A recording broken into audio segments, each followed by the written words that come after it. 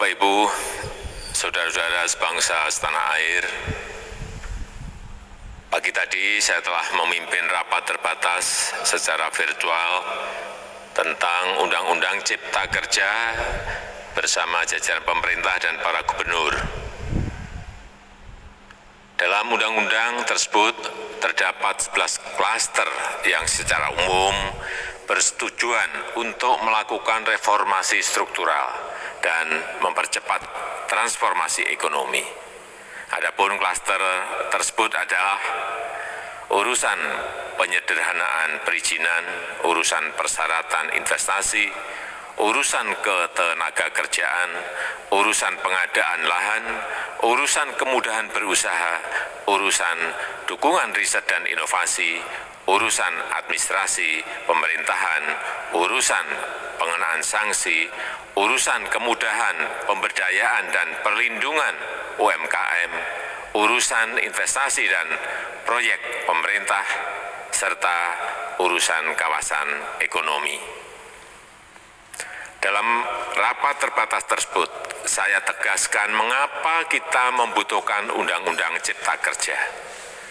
Pertama, setiap tahun ada sekitar 2,9 juta penduduk usia kerja baru, anak muda yang masuk ke pasar kerja, sehingga kebutuhan atas lapangan kerja baru sangat-sangat mendesak.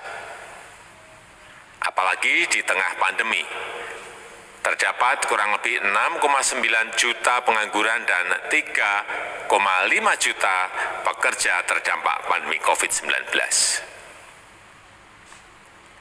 Dan sebanyak 87% dari total penduduk bekerja memiliki tingkat pendidikan setingkat SMA ke bawah, di mana 39% berpendidikan sekolah dasar, sehingga perlu mendorong penciptaan lapangan kerja baru, khususnya di sektor padat karya. Jadi, Undang-Undang Cipta Kerja bertujuan untuk menyediakan lapangan kerja sebanyak-banyaknya bagi para pencari kerja serta para pengangguran.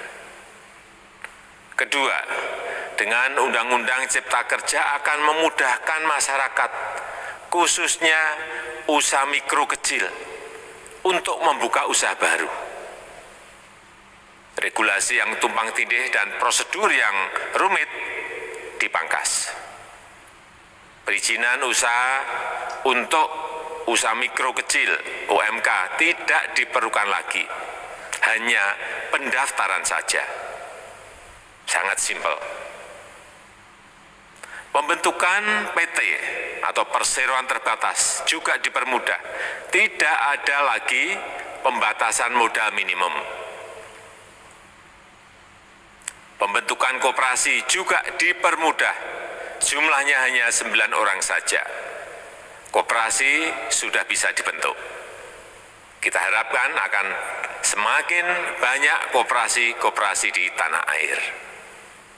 UMK, usaha mikro kecil yang bergerak di sektor makanan dan minuman, sertifikasi halalnya dibiayai pemerintah, artinya gratis. Izin kapal nelayan penangkap ikan misalnya, hanya ke unit kerja Kementerian KKP saja. Kalau sebelumnya harus mengajukan ke Kementerian KKP, Kementerian Perhubungan, dan instansi-instansi yang lain. Sekarang ini cukup dari unit di Kementerian KKP saja. Ketiga, Undang-Undang Cipta Kerja ini akan mendukung upaya pencegahan dan pemberantasan korupsi.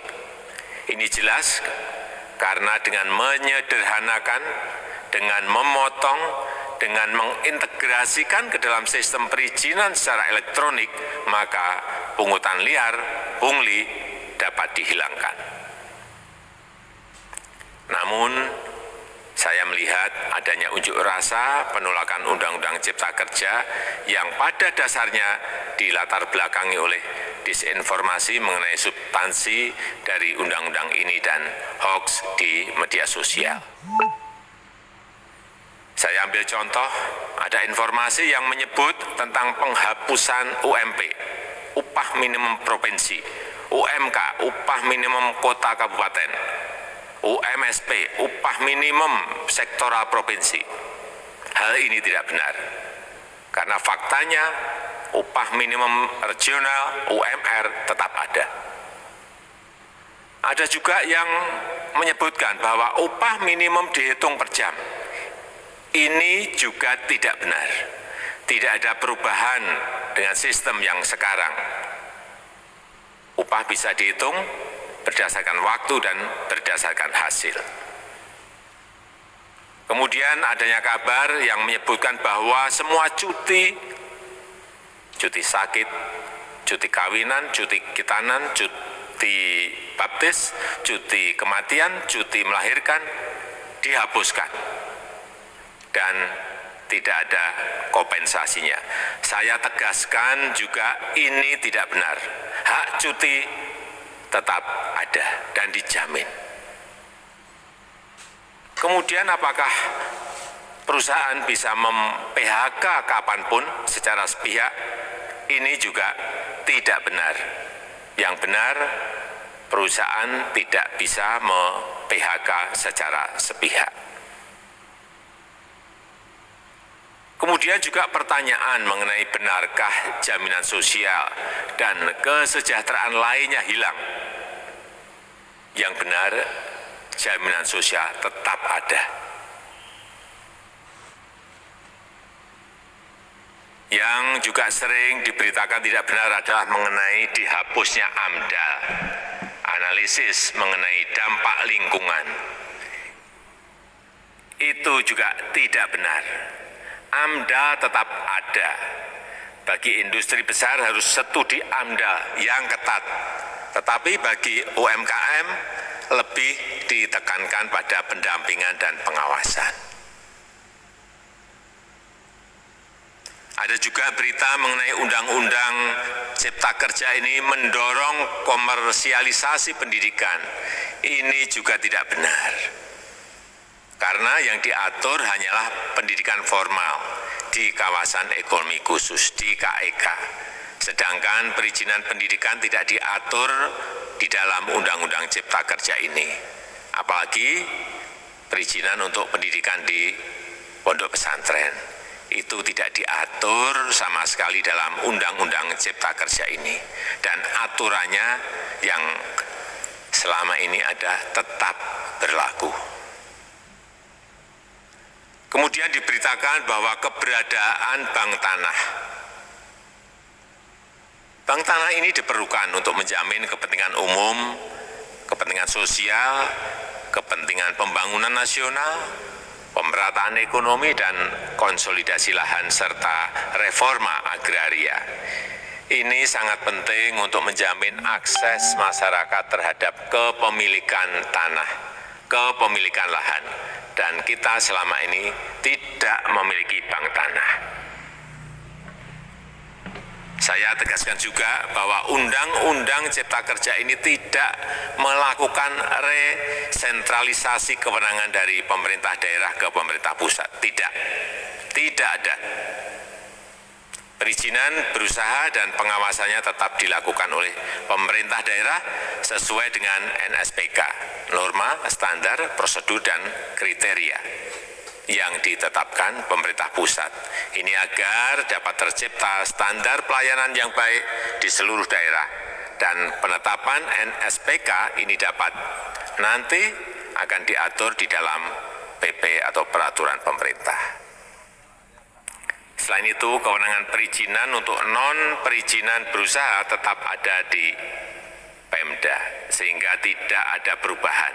Bahkan kita melakukan penyederhanaan, melakukan standarisasi jenis dan prosedur berusaha di daerah. Dan perizinan berusaha di daerah diberikan batas waktu. Ini yang penting di sini. Jadi ada service level of agreement. Permohonan perizinan dianggap disetujui bila batas waktu telah terlewati.